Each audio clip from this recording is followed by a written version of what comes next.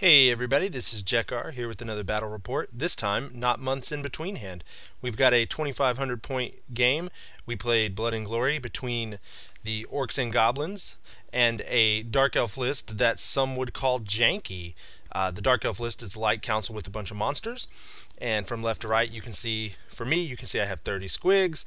Got my horde of goblins, my giant bus of goblins that has a bunch of characters in them.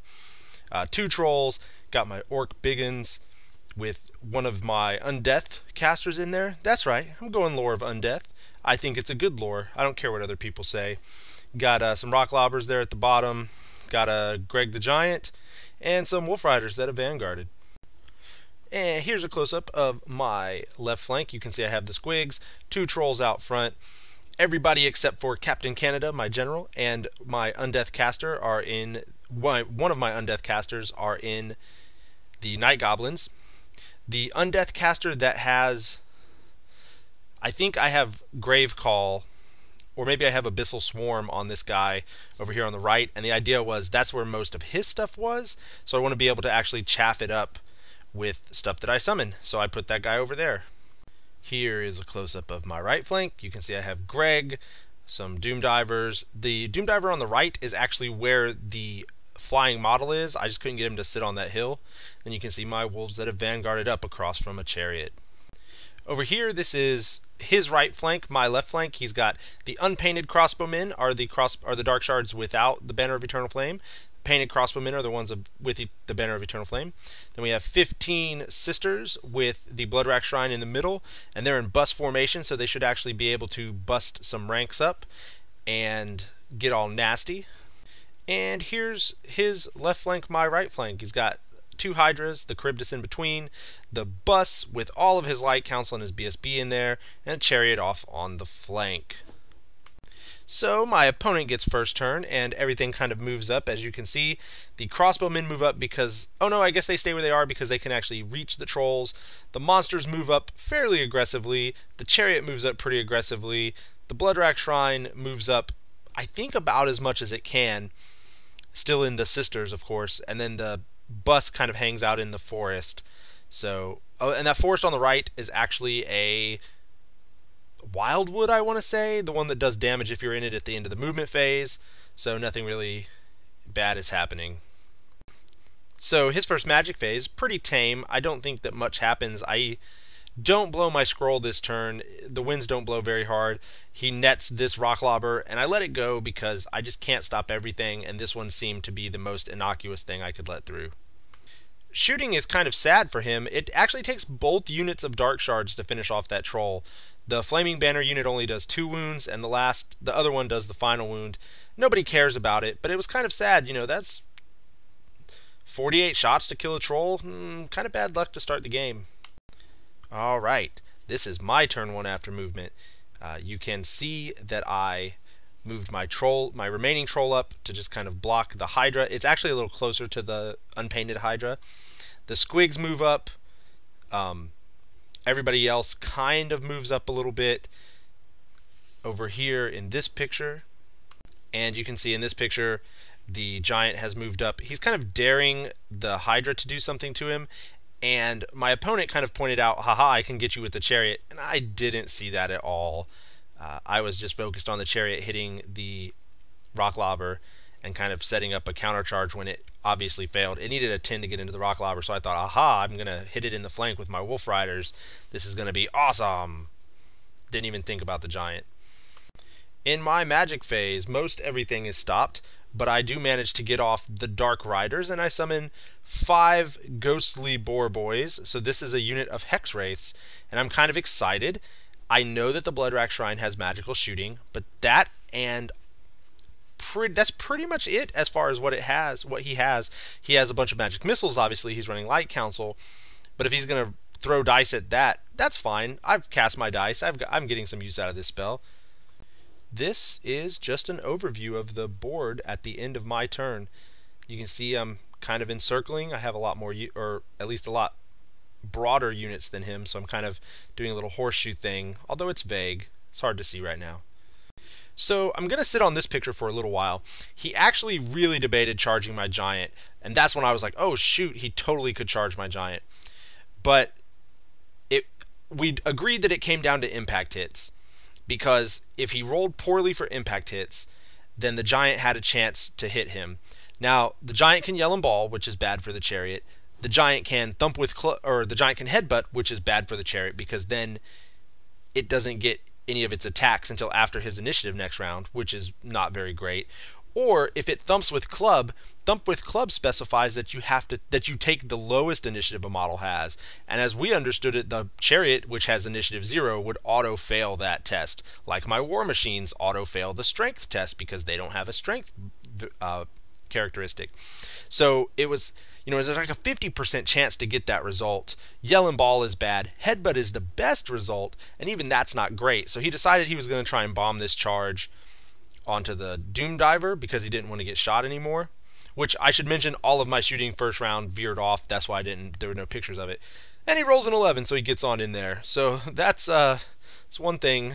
I mean, I guess I'm glad he didn't explode my giant, with good rolling, but I kind of wanted that Doom Diver.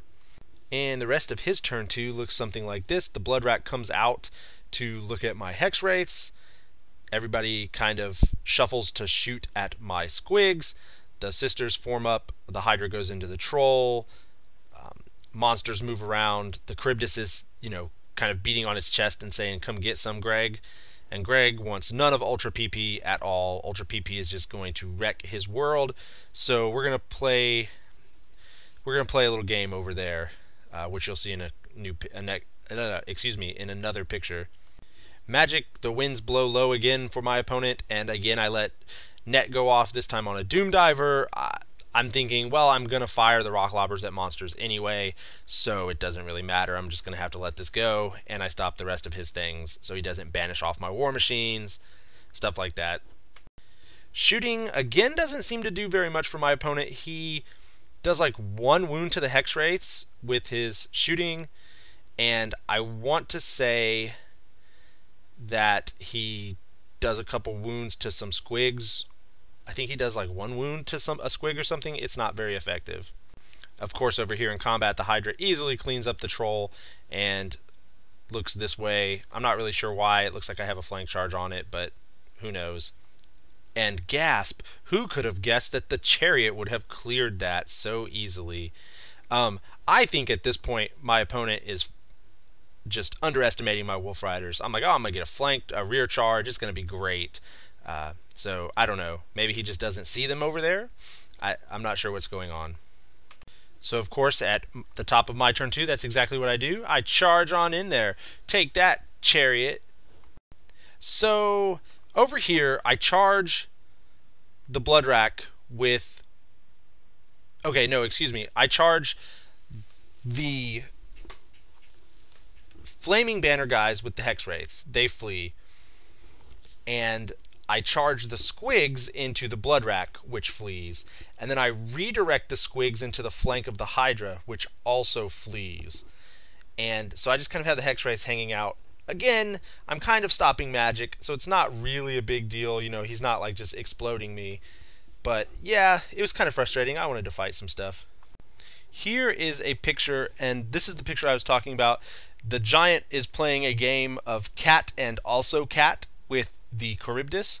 He's moved around. He passed his March test, moved around so that he's looking at the Hydra, or Hydras, and that's fine. He can take Hydras. He's not such a good fan of Ultra PP. But the game doesn't matter very much because I drop a rock on Ultra PP's head, scoop him up, and the Hydra passes his panic test. And in this combat over here, as you can see, I do like I don't think I do anything to that Chariot, and he does 2 wounds to me, so he loses by the charge, and of course he sticks, but he can't turn around, so there's that. But yeah, that was kind of frustrating. Also, I should say that my magic phase got shut down. He stuffed it with his... I think he used his scroll this turn. So apparently I don't have any pictures of his turn 3, except for this, which is after combat. He charged in to my flank of my Squigs. I had to hold. He did like 3 or 4 wounds. I beat up 3 or 4 of his guys. I'm stubborn on a 9. Or steadfast, excuse me, on a 9. I turn around to face him. It's just going to go badly. everything else rallies. Nothing runs off the table or anything in movement. So I think that's why I just don't have any pictures. Nothing moved. Over here, my disappointment continues as he kills a wolf. I do nothing to him.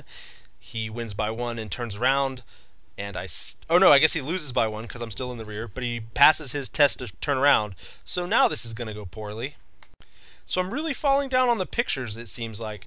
So this is my turn 3 after movement. You can see the Hex Wraiths moved through the sisters, and they killed a boatload. I want to say I rolled 5 to kill them. And then this is also after my magic phase. Greg charged into the Hydra. Hydra couldn't really do anything because he was just going to get pushed back towards Greg. The Squigs are still fighting, of course, because that last picture was when they had turned around. My units move up kind of cautiously. They're the ones that are worth points. Hell, I don't want to risk them. And so in Magic, with no scroll, the wind's blowing strongly, I manage to... I don't remember how I actually do the phase, but I end up with summoning 3 Sepulchral Stalkers, and that's just going to be fun on that Hydra there. This combat, man, it really made me sad. So I'll talk about that first. I charge in, I go before the Hydra, I thump with club. The Hydra has initiative 2, it fails its initiative test, and I roll 4 wounds. So the Hydra's sitting on 1 wound left. It does like 2 wounds back to me. I win combat, it sticks. But I was like, man, it failed its initiative test. I have to roll a 5 or greater on 2d6. Come on, Greg. Where's your gumption? I don't know. I guess he's mad that I'm summoning stuff that's, you know, undead. In shooting, you can see that the other Hydra disappeared. The Sepulchral Stalkers rolled a 10, a 10, and an 8 on their artillery dice, and so they just exploded the Hydra. I mean, he's all sorts of salt. I mean, they're gonna, I don't know, they're gonna have him all over their fries for the rest of their lives. So this is, of course, my turn 3 still, and the Chariot finishes off the Wolf Riders and turns around, and as Once Bitten is fond of saying, you know, you always hate to lose combat on your opponent's turn, and you know, you also want to win combat on your opponent's turn because then you get to reform and charge. So this is not exactly what I had in mind when I charged the rear with those Wolf Riders. Clean up on Isle left flank. Yeah, it was just brutal. He killed a couple more people. I reformed so I could get around my goblins if I had to. You know, they're like 8 wide now instead, but whatever. We're still a nice functioning combat block. And the Chariot into Greg's flank. And this is just not good. I actually kind of thought he was going to sweep my War Machines with the Chariot. It wasn't that long of a charge into the other Doom Diver, but I mean, I'm fine that he chose this way. I mean, I didn't have a choice, obviously, but I don't know. I guess he was just trying to save the Hydra. So, okay, spoiler, I feel a little bad for this. I talked him into charging. He was gonna shoot at the Hex Wraiths again, and I said, I'm kind of surprised you didn't charge. And he said, why does that matter? And I said, well, because you automatically do the impact hits, or you automatically do the avert your gaze to everybody in base. You're gonna get all 5 people in base when you charge, and then they're gonna have to take an initiative test, or they take a strength 4 hit, no armor saves. So, you know, they only have initiative 2. You're going to hit them automatically.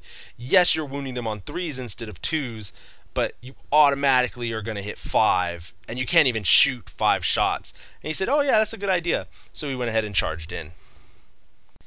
And in Magic, the Sepulchral Stalkers, fat with their French fries that they were salting with the dead Hydra, they get banished off the board. He rolls really high for it, and you know, I thought, I don't really have a lot for them to do. Surely they're gonna harry people, and that is an admirable thing for them to do. But if I have to let a spell to go through, I think to myself, well, maybe I should just let him throw dice and get a spell through against something that's not going to, you know, get him any points back. And I didn't think they were going to be a huge asset, so I kind of just let it go instead of throwing a billion dice at it, and instead stopped the rest of his phase. And it didn't matter because after I let him banish, he then got Speed of Light up with like Irresistible Force, or maybe he just had a really good pool this phase. Regardless, I tried to stop stuff, it didn't work, and he got Speed of Light up on the Hydra, so that's just not going to go well for Greg. And it doesn't go very well. This is how his template falls when he dies. I think he dies just from impact hits, and I'm kind of frustrated because he's got, I don't know, he has a large range where he could fall and actually hit something and do wounds, but instead he decided that he was just going to fall a different way. It's extra frustrating because I played a game with him immediately following this where he died to like gutter runners in combat, like he tried to jump up and down and rolled a 1 and lost his last wound, and then of course fell the opposite way again. So I mean, if you're gonna die, Greg, I need you to at least fall on the enemy for me. And of course they turn around and face, and luckily this is not my turn, so I can react to this. And the dice there are actually his regeneration thing with the Hydra, where one head is severed, another takes its place. Yeah, that's what he rolled. So the Hydra still on 1 wound. I tricked you. I said spoiler and you thought I was going to kill that thing. I don't think I did any wounds to it. I may have done a single wound to it. It blew me up. You can see that I think I've been doom-divering and fanaticking those sisters. There's like 3 sisters left. It's really brutal. They're not in combat yet. They're just dying in droves. So I don't know. Maybe it's going to make me rethink them in my Dark Elves. Here is my 4. This is the turn where I blow the Forbidden Rod. You can see I've lost some squigs from shooting or whatever. I charge the Night Goblins into the sisters. They don't flee very far, and I catch them. I summon, in my phase, I summon the little Goblin Shaman is my stand-in for a Necrotect, because I want some hatred on my unit if I ever get to fight. And I summon a couple Morghost Archai, the ones with halberds. I got the models, really like them. I was like, hey, let me summon these guys. So that's what I did. And shooting. So I dropped a I dropped a Doom Diver on this guy. It direct hit. I did 1 hit, and then I rolled a 1 to wound. Then I dropped a rock. It hit that guy directly, and I rolled a 1 to wound him. That's what those dice are. It really kind of blew my mind a little bit that all of that shooting, I couldn't get a 4 with the Doom Diver, or more than 1 hit even, and then I rolled a 1 to wound him. I can't be too mad. Again, I scooped the Charybdis in 1 turn, you know, but I really kind of thought my shooting was going to be doing more than this. So his 5, he goes ahead and charges in with his stuff. That's the Chariot and the Hydra. He's thinking, yeah, I'm going to try and kill your character there.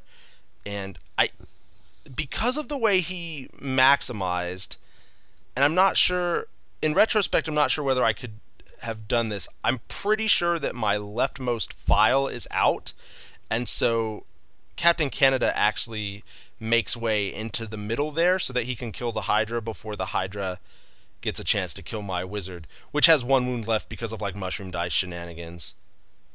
I think this is to show that I failed to charge. Or no, he may have failed to charge, or maybe he moved up to shoot or something. I don't really know. I'm not sure what the Bloodrack Shrine is doing in this picture, actually. I forget.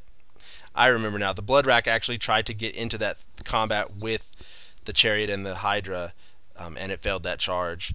So you can see up at the top that he's really starting to take a toll. I think he's like banishing my squigs and shooting them, and I let that stuff go to stop like speed of light and things from getting off. In the combat, Captain Canada is in fact not dead. He just doesn't fit anywhere. His shield is like an entire another orc wide, so he's off to the side. He came over, like I said, he managed to beat the Hydra's last wound off of him, which was good, and then the Chariot did a bunch of wounds. I stuck on Steadfast 9, and it's just all over for that poor Chariot. Just more poor squigs. I want to say that they just have been taking like shims and banishment and everything else, and it's not a good day to be a squig, honestly. So my turn 5, I summon, I think he stuffs everything, and I summon like 18 skeletal archers, and I'm like, haha, I am going to shoot at your bus, and I'm going to use all my artillery on it, and it's going to be awesome. I'm hitting on 5s because I'm Tomb King archers. Huzzah! And somewhat out of order, my Morghast charge in, and my squigs charge in. There's like 1 handler left after the stand and shoot. My Night Goblins reform. Now the Morghast one was actually a pretty rough thing. They barely could fit in. This is actually after combat, this picture. I could barely get the second one to touch the blood rack, and that's because the hill made it extra difficult, and I don't know why we left the hill there. It didn't really matter. I charged in, he attacked before me, he did 3 wounds, and I went to pick one up, and I went, oh yeah, they have 4 wounds, and he called BS on me. You know, he's like, oh no, that's crap, and so I showed him the book. He's like, well, crap. So then I proceeded to do 4 wounds back to the blood rack shrine. Things are looking pretty good. He also was kind of mad about the initiative 4. I made the initiative tests on them, so they didn't, you know, partly start exploding blood out of their pores. Here's just a close-up to show the power of Captain Canada having killed the chariot. The Dark Shards killed the handler and like a bunch of squigs. My squigs explode and do like, I don't think they do anything. I think I maybe kill a Dark Shard or something, maybe 2. Ooh, it was exciting, but they were happy to kill something. I want to say that this is a banishment that gets through. It's only strength 6 now. One of the wizards is dead. And he threw his wizard with Light of Battle out to draw fanatics way earlier, and I just didn't take a picture. So it's like strength 6 banishment, so I have like 2 wounds left, and he's pretty frustrated that that happened because he got like 10 or 11 hits with banishment. It was just he couldn't roll. The Morghast don't have any problems. They actually don't take another wound, and they finish off the Bloodrack Shrine and face the bunker. And remember, this is his turn 6, so I'm going to get a chance to charge all my stuff at him on my turn 6 and try to table him. So I am pretty sure that he charged me and was just trying to get some points from my characters in the front rank there, and did 1 wound to a couple people, and it wasn't really enough. I beat him up and he died. I ran him down. So my turn 6, the only thing he has left is his Cav Bus. I charge with my Morghast. He only runs like 4 or 5 inches or some. I think I charge him with I charge him with something else first, and he flees not very far. And I charge him with the Morghast, and he still doesn't flee very far. And the Morghast roll like an 11 to catch him. And so I destroy the entire unit and turn around in the forest, high-fiving this entirely free unit that, you know, cost me 4 power dice, and by Gork not rolling a 1 on a mushroom dice, netted me all of the points. This is just an overview of what the board looks like. Remember, the Wolf Riders are dead. I just have them ranked up. I have some skeletons hanging out. I've got the Morghast in the woods. And my 2 big combat blocks didn't really see a lot of combat, but that's what it looks like. So, obviously, this was a pretty convincing win to the Orcs and Goblins. I lost the Squigs, my guy with the Forbidden Rod, 2 Trolls, the Wolf Riders, and a Doom Diver, and he lost his entire army. First of all, it's Blood and Glory, so I win when I broke him, but even on just victory points, it was kind of a massacre. So just some concluding thoughts. I really like Lore of Undeath a lot. Part of that is because I'm not a huge fan of Orc and Goblin magic. Contrary to most people, I actually like Lore of the Little Wog more than Lore of the Big Wog. But even then, Lore of Undeath takes the cake. It's really, really versatile. I have a little spreadsheet with all of the stuff that I would normally summon on it. It has a lot of utility because, you know, you can summon ethereal stuff, or you can summon cavalry, or you can summon, you know, skeleton archers if you think you're going to do some wounds, which I'm not sure if I said, but I definitely did 0 wounds with the skeleton archers. It's just so versatile, and it really kind of plugs holes in lists, and it's really good in like a shooty list like this, where my goal is to keep people off of me while I shoot them down, because I'm just, you know, kind of throwing stuff at them that they have to deal with that's not my main combat blocks. So really, I like it a lot. Sub point is that it's pretty good against avoidance armies. Somebody said this on a forum. I'm on Warseer, and I think it was handle Steve W. I forget, but somebody was like, oh, well, this will be really good against avoidance armies. And I said, you know, it's only got a foot range.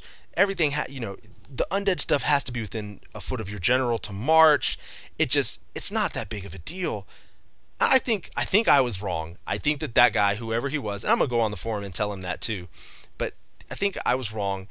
This is really good at, like I said, plugging holes in your line, blocking avenues for them to go. I mean, Rise the Gravecall is like a 9, and you can summon zombies. Well, whatever. That's fine. They're zombies. But it's not that they're good at being, combats or even tar pits at 50 points. You're summoning like 15 of them or something. That's not going to stop anybody. What it will stop you from doing is moving. Fast Cav is not going to blow through 15 dark zombies. I mean, Warlocks maybe, but like Dark Riders, they're just not going to blow through it. And that's kind of a thing, and I think that's what he was talking about, and that's certainly what I mean, is if you can push your casters forward, which you're going to need to give them some kind of, protection, or run them in the second rank or something. It runs a lot like High Magic, I think, where you want to be close and you want to be giving each other ward saves and everything. And it's the same way. You want to be able to block flanks, create synergies with things, screw up charge lanes. It's really excellent. Following on the heels of how good I think Lore of Undeath is, well, maybe not good. It certainly is fun.